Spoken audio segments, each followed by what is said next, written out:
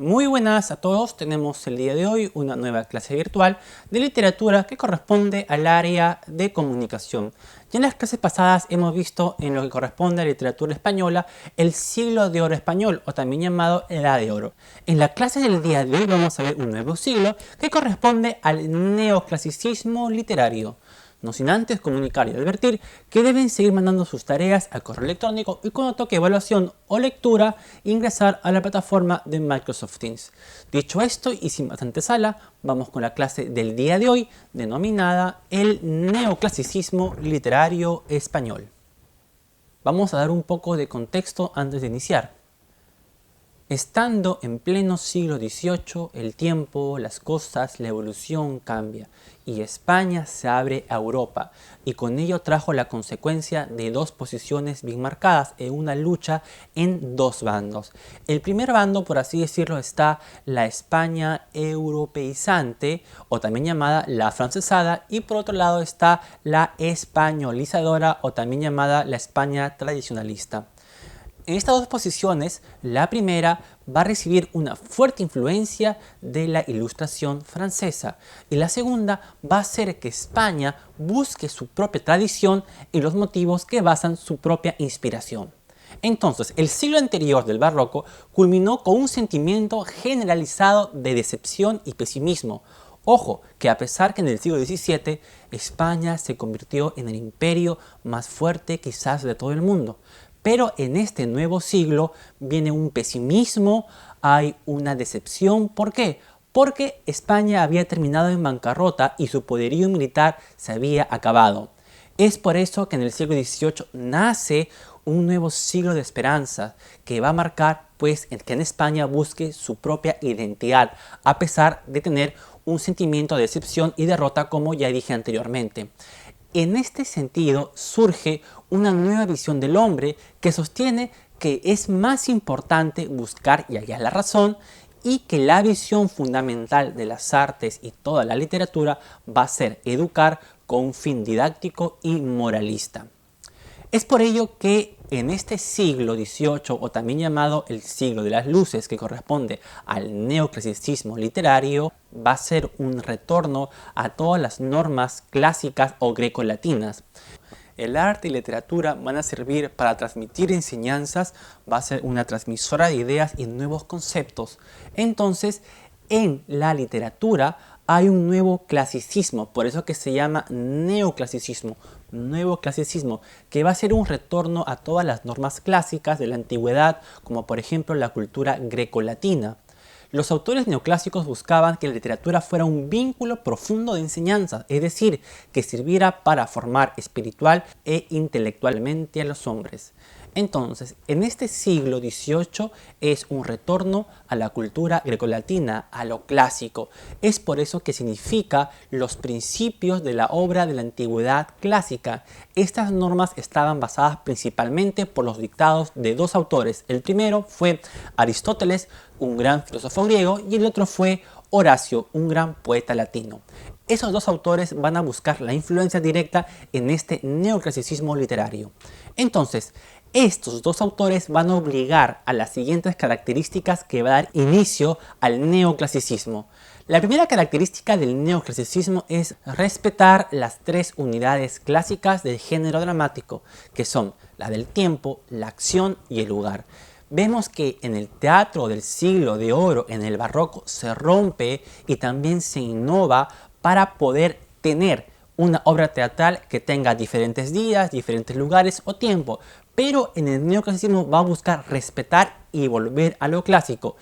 Es decir, que la acción principal no debía distraerse con historias secundarias, todo debía transcurrir en un solo lugar o escenario y la duración debe ser igual a un día o menos de un día. Retomar a lo clásico y no todo lo que había hecho el teatro del barroco, que pues trataba de diversificar tiempo, lugar y acción. Acá se respeta las tres unidades clásicas básicas. Como otra característica del neoclasicismo literario, tenemos que, aparte de respetar, es mantener la separación de los géneros. Por esta razón, no debería mezclarse un género con otro. Por ejemplo, lo trágico con lo cómico, el drama y todos los géneros no debían estar mezclados. En cambio, el barroco pues mezcla un poco de todo, pero acá se respeta y mantiene el tono elevado. Tiene que ser lejos del tono familiar, no mezclarse la prosa con el verso y así sucesivamente. Y por última característica general es ajustar el contenido de la obra con un carácter moral. ¿Qué es ajustar el contenido a un carácter moral? Es enseñar, transmitir una reflexión didáctica, una fábula, una moraleja que te enseñe algo.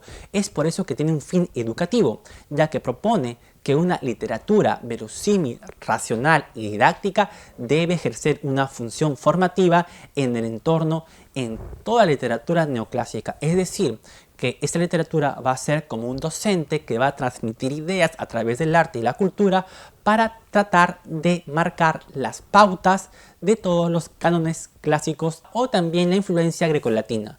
Ahora vamos a ver los géneros literarios que se cultivaron en este periodo neoclásico. Vamos a comenzar con el género lírico, la poesía. La poesía va a marcar un punto de partida porque se va a alejar del estilo barroco, del estilo sobrecargado, del estilo sobreexagerado del siglo anterior. Es por eso que la poesía neoclásica huye de los excesos del barroco y busca su fuente de inspiración en el Renacimiento y en lo grecolatino. Sus temas predominantes fueron la naturaleza, la armonía y los temas sociales que traía también la influencia de la Ilustración francesa con la enciclopedia. Vamos a ver que en el género narrativo se cultiva el ensayo. El ensayo va a ser un género donde el neoclásico encuentra el género y el cauce más adecuado para la exposición de las ideas. Acá se cultiva el ensayo escrito en prosa, porque va a ser el mecanismo donde el autor va a poder explayar todas sus ideas y todo el fin educativo de transmitir conocimientos y cultura. Es por eso que el ensayo es un género expositivo, argumentativo, nacido en Francia en el siglo XVI, pero en el siglo XVIII, en esta corriente neoclásica, va a tener su mayor esplendor para transmitir las opiniones personales y el contenido educativo. Entonces, el neoclásico, con el afán de construir un pensamiento crítico, fue muy utilizado en los ilustrados. Este género se escribe en prosa, como ya dije, y expone de forma rigurosa y sistemática los pensamientos o las ideas del autor. En España se comienza a escribir un tipo de ensayo muy analítico de su sociedad, tenemos un ensayo muy crítico y va a tener el fin didáctico y moral que corresponde al todo el neoclásico. En España destacan el Padre, Benedito, Jerónimo y también Gaspar Melchor de Jovellanos. Estos dos fueron los ensayistas del neoclásico español. Y finalmente vamos a pasar a hablar del género dramático, el teatro, donde acá se va a marcar fuertemente la diferencia del teatro barroco del siglo de oro con este nuevo teatro del siglo XVIII. Entonces, los neoclásicos en el teatro, ojo, atacaron al teatro barroco, del que censuraban el mezclar géneros o de innovar o de romper las normas clásicas sin respetar las normas grecolatinas. En este género se propone un regreso a la perspectiva clásica, a la fuerte influencia de la cultura grecia y romana. Hablamos del grecolatino. Es por eso que el autor dramático más representante en este periodo neoclásico fue Leandro Fernández de Moratín, con su obra más destacada, El Cid de las Niñas, que ya lo hemos hablado y leído fragmentos en la clase anterior en Microsoft Teams. Hemos hablado pues de la lectura de El Cid de las Niñas, que como pueden ver en sus pasajes hay una profunda reflexión sobre el matrimonio, sobre el amor, la felicidad entre don Diego, doña Irene y Paquita. Entonces, en este periodo, aparte de Leandro de Moratín, también destaca Ramón de la Cruz, con sus clásicos sainetes madrileños. Pero la obra cumbre del teatro español neoclásico va a ser El Cid de las Niñas, que va a ser una obra de corte costumbrista, pero que tiene el carácter didáctico, moral y educativo de enseñar o transmitir una reflexión a todos sus lectores en ese tipo de literatura neoclásica. Esta obra nos presenta el clima opresivo creado por la actitud tiránica de una madre que impone el casamiento de su hija con un hombre ya de edad para solucionar sus problemas económicos. Pero la actitud moderada y muy respetuosa de don Diego va a hacer que a la madre de la hija le va a cambiar y va a hacer reflexionar sobre lo que en verdad quiere la hija, doña Paquita. Entonces vemos que don Diego va a ser el ente que va a tratar de moderar la actitud opresiva y tiránica de la madre al querer casar a su hija con un hombre de edad para que le solucione todos los problemas económicos que tiene, donde el hombre de edad va a ser la salvación supuesta para la familia, pero acá viene el carácter educativo y moral del neoclásico que va a tratar de educar y reflexionar de una costumbre que no debe ser así, porque era algo muy común en España hacer ese tipo de cosas o de corte costumbristas, como que los padres casen a sus hijos con hombres de edad. Entonces vemos que en esta obra hace una reflexión sobre las cualidades morales, las cualidades amorosas, el matrimonio y la felicidad misma que corresponde el fin educativo y didáctico de la literatura neoclásica. Hemos llegado así pues al final de la clase, hemos hablado de los grandes rasgos de la literatura española del neoclásico con sus principales características y representantes. La clase que viene ya lo haremos más a fondo sobre Leandro Fernández de Moratín y pasaremos a hablar a otro tipo de corriente que viene ya el romanticismo. Después que la gente comience a pensar, a razonar, en el otro periodo la gente se va a comenzar a enamorar. Dicho esto, nos vemos en la clase Zoom de esta clase y evidentemente en una nueva clase virtual de literatura española. Nos vemos, chicos. Chau, chau, chau, chau.